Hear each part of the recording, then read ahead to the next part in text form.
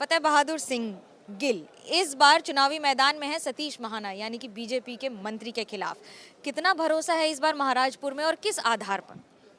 मैं मैडम आपको बता दूं, मुझे इसलिए भरोसा है क्योंकि मेरी उम्र है 36 साल और जैसा कि आपने जिक्र नहीं किया, मेरे सामने जो कम्पिटिटर है वो 32 ईयर्स से एमएलए है। जब जनता किसी को चुनती है तो जनता सर्वोपरि होती है और आज इस पगड़ी पे महाराजपुर की जनता बहुत प्यार दे रही है और कई सालों से दे रही है। और मैं बराबर अपनी कॉन्स्टिट्यूंसी एरिया में चल रहा था, ऐसा नहीं कि टिकट हुआ है तो आज चल रहा हूँ।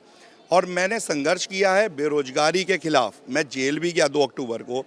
मैं 22 अक्टूबर को जब जेल गया, 2 अक्टूबर को प्रोटेस्ट किया, तो मैं 29 अक्टूबर को जब आया तो मेरे पापा की डेथ हो गई थी सुबह 10 बजे और 29 अक्टूबर को रात में मैं जेल से आया 9 बजे।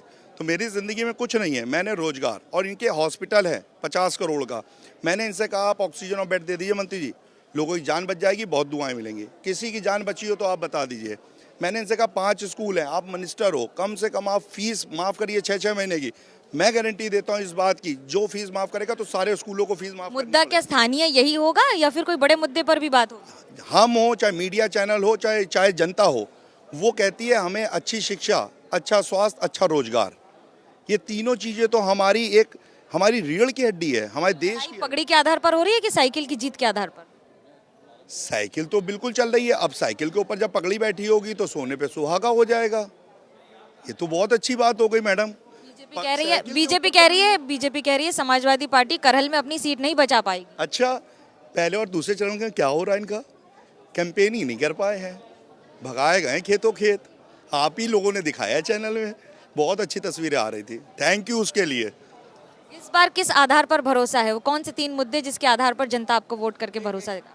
आप बताइए, हाथरस की बेटी को रात में 2:30 बजे योगी सरकार में ही तो जलाया गया तेल डाल के, तो वोट डालने से पहले जनता नहीं सोचेगी?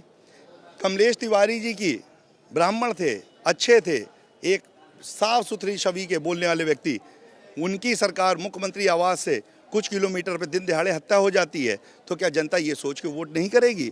अखिलेश यादव कहते हैं पुलिस, कैसे देखते हैं इसको? यही तो प्रॉब्लम है। मेरा बयान पूरा नहीं होने देते आप। मेरा कहने का मतलब ये है कि अभी मैं शुरुआत करी है। आप बताइए। नहीं, मैं 3 क्या, मैं 6 बताऊंगा ना, नहीं तो 1 भी नहीं दे पाऊंगा तो आपको आपका चैनल कहेगा बता ही नहीं पा रहे। आज की डेट में हजारों किलोमीटर से चल करके कितने लोग महाराष्ट्र और दिल्ली बम्बई से आए, जिन लोगों की जानें चली गई। बच्चों को दूध नहीं मिल रहा था, लोगों को अन्न नहीं मिल रहा था। आप बताइए, आप ही लोगों ने वो दृश्य दिखाए। आज जब प्रधानमंत्री की रैली होती है तो गांव में बसें लगती हैं, वो बसें उस समय कहाँ थी? तो ये बात है कि आज तगादा करने का वक्त है।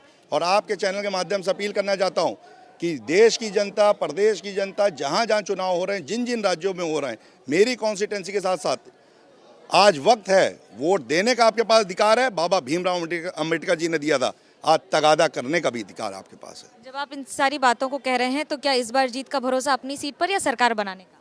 जनता पे और भगवान पे। जनता और भगवान से बड़ा कोई नहीं है। जनता ही जनार्दन है। कैमरा पर्सन सूरज पांडे के साथ मनोज्ञा लोईवाल, कानपुर, एबीपी न्यूज।